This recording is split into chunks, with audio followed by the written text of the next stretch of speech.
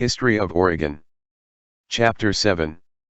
Reverend Mr. Beaver says of them, about the middle of the summer of 1836, and shortly before my arrival at Fort Vancouver, 6 Indians were wantonly and gratuitously murdered by a party of trappers and sailors, who landed for the purpose from one of the company's vessels, on the coast somewhere between the mouth of the River Columbia and the confines of California. Having on a former occasion read the particulars of this horrid massacre, as I received them from an eyewitness, before a meeting of the Aborigines Society, I will not repeat them. To my certain knowledge, the circumstance was brought officially before the authorities of Vancouver, by whom no notice was taken of it, and the same party of trappers, with the same leader, one of the most infamous murderers of a murderous fraternity, are annually sent to the same vicinity, to perform, if they please, other equally tragic scenes. God alone knows how many red men's lives have been sacrificed by them since the time of which I have been speaking. He also knows that I speak the conviction of my mind, and may he forgive me if I speak unadvisedly when I state my firm belief that the life of an Indian was never yet, by a trapper, put in competition with a beaver's skin.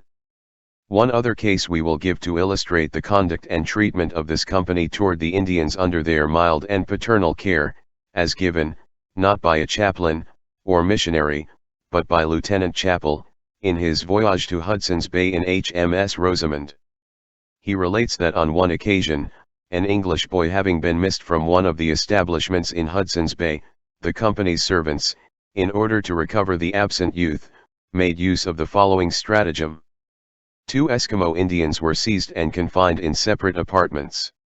A musket was discharged in a remote apartment, and the settlers, entering the room in which one of the Eskimo was confined, informed him by signs that his companion had been put to death for decoying away the boy, and they gave him to understand at the same time that he must prepare to undergo the same fate, unless he would faithfully pledge himself to restore the absentee. The Eskimo naturally promised everything, and, on being set at liberty, made the best of his way into the woods, and, of course, was never afterward heard of. They kept the other a prisoner for some time. At length he tried to make his escape by boldly seizing the sentinel's firelock at night, but the piece going off accidentally, he was so terrified at the report, that they easily replaced him in confinement, yet either the loss of liberty, a supposition that his countrymen had been murdered, or that he was himself reserved for some cruel death, deprived the poor wretch of reason. As he became exceedingly troublesome, the settlers held a conference as to the most eligible mode of getting rid of him, and it being deemed good policy to deter the natives from similar offences by making an example, they accordingly shot the poor maniac in cold blood, without having given themselves the trouble to ascertain whether he was really guilty or innocent. p. 156.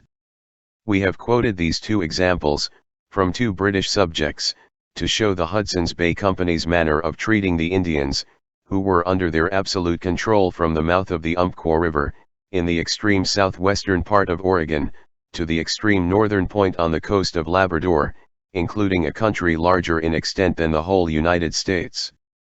This country had for 230 years been in possession of these 2 powerful and equally unprincipled companies, who had kept it, as Mr. Fitzgerald says, so as to shut up the earth from the knowledge of man, and man from the knowledge of God. But, we are asked, what has this to do with the history of Oregon, and its early settlement? We answer, it was this influence, and this overgrown combination of iniquity and despotism, this monster monopoly, which England and America combined had failed to overcome, that was at last, after a conflict of 30 years, forced to retire from the country, by the measures first inaugurated by Lee, Whitman, and the Provisional Government of Oregon, and now this same monopoly seeks to rob the treasury of our nation, as it has for ages robbed the Indians, and the country of its furs.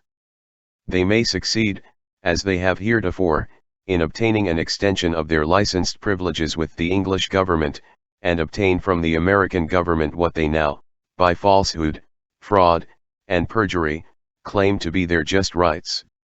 If they do, we shall be satisfied that we have faithfully and truly stated facts that have come to our knowledge while moving and living in the midst of their operations, and that we are not alone in our belief and knowledge of the events and influences of which we write.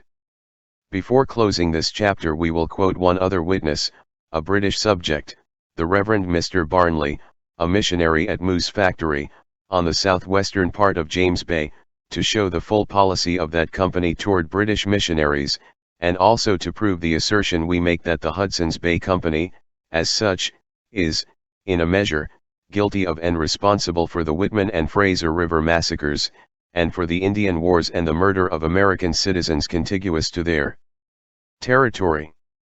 The missionary above referred to says, "My residence in the Hudson's Bay Territory commenced in June, 1840, and continued, with the interruption of about 8 months, until September, 1847. The Whitman massacre was in November, 1847. Mr. Barnley continues, "My letter of introduction, signed by the governor of the territory, and addressed to the gentleman in charge of the Honorable Hudson's Bay Company's districts and posts in North America, in one of its paragraphs ran thus: the governor and committee feel the most lively interest in the success of Mr. Barnley's mission, and I have to request you will show to that gentleman every personal kindness and attention in your power, and facilitate by every means the promotion of the very important and interesting service on which he is about to enter, and, consequently, whatsoever else I might have to endure, I had no reason to anticipate anything but cordial cooperation from the officers of the company. For the first 3 years I had no cause of complaint. The interpretation was, in many cases, necessarily inefficient, and would have been sometimes a total failure, but for the kindness of the wives of the gentleman in charge, who officiated for me, but I had the best interpreters the various posts afforded, the supply of rum to Indians was restricted, and the company, I believe, fulfilled both the spirit and the letter of their agreement with us, as far as that fulfillment was then required of them, and their circumstances allowed. In giving, however, this favorable testimony, so far as the first 3 years are concerned, I must say, that in my opinion we should have been informed, before commencing our labors, that the interpreters at some of the posts would be found so inefficient as to leave us dependent on the kindness of private individuals, and reduce us to the very unpleasant necessity of taking mothers from their family duties, that they might become the only available medium for the communication of divine truth. But after the period to which I have referred, a very perceptible change, i.e., in 1845, took place. The company had decided to introduce the Roman Jesuits to aid them in expelling all Protestant missionaries and civilization from the Indian tribes. There was no longer that hearty concurrence with my views, and cooperation, which had at first appeared so generally.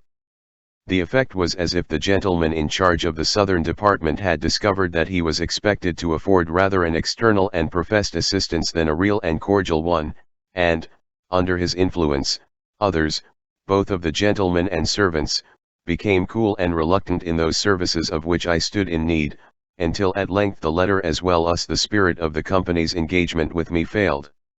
The reader will remember that while Mr. Barnley was receiving this treatment at the Hudson's Bay Company's establishment at Moose Factory, James Douglas and his associates were combining and training the Indians in Oregon for the purpose of relieving, or, to use the language of the Jesuit De Smet, to rescue Oregon from Protestant and American influence. Mr. Barnley continues, I was prohibited from entertaining to tea 2 persons, members of my congregation, who were about to sail for England, because I happened to occupy apartments in the officer's residence, and was told that it could not be made a rendezvous for the company's servants and their families. P. J. De Smet, S.J., on the 113th page of his book, says, the Canadian French and half-breeds who inhabit the Indian Territory treat all the priests who visit them with great kindness and respect.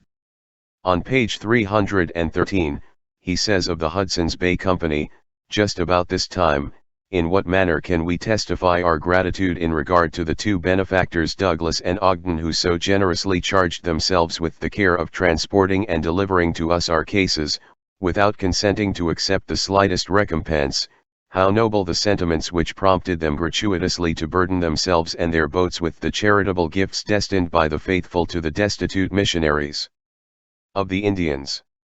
These last quotations are from letters of Jesuit missionaries, who were brought to the Indian country by the same Hudson's Bay Company, and furnished transportation and every possible facility to carry on their missions among the Indians all over the American Indian country. These missionaries have made no attempt to improve the condition of the Indians, but have impressed upon their ignorant minds a reverence for themselves and their superstitions. See Bishop Blanchet's reply to Cayuse Indians, November 4, 1847, page 44 of Broerlit's Protestantism in Oregon, also pages 34-5, Executive Document Number 38, J. Ross Brown, as given below.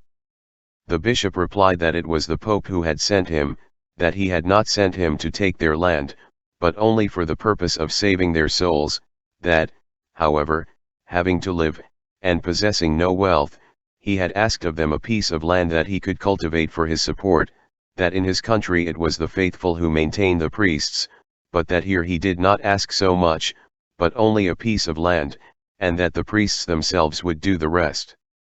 He told them that he would not make presents to Indians, that he would give them nothing for the land he asked, that, in case they worked for him, he would pay them for their work, and no more, that he would assist them neither in plowing their lands nor in building houses, nor would he feed or clothe their children, etc.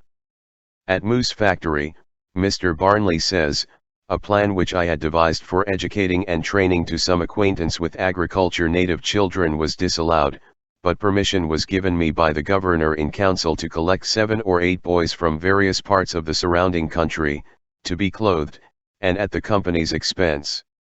A proposal made for forming a small Indian village near Moose Factory was not acceded to, and, instead, permission only given to attempt the location of 1 or 2 old men who were no longer fit for engaging in the chase, it being very carefully and distinctly stated by Sir George Simpson that the company would not give them even a spade toward commencing their new mode of life.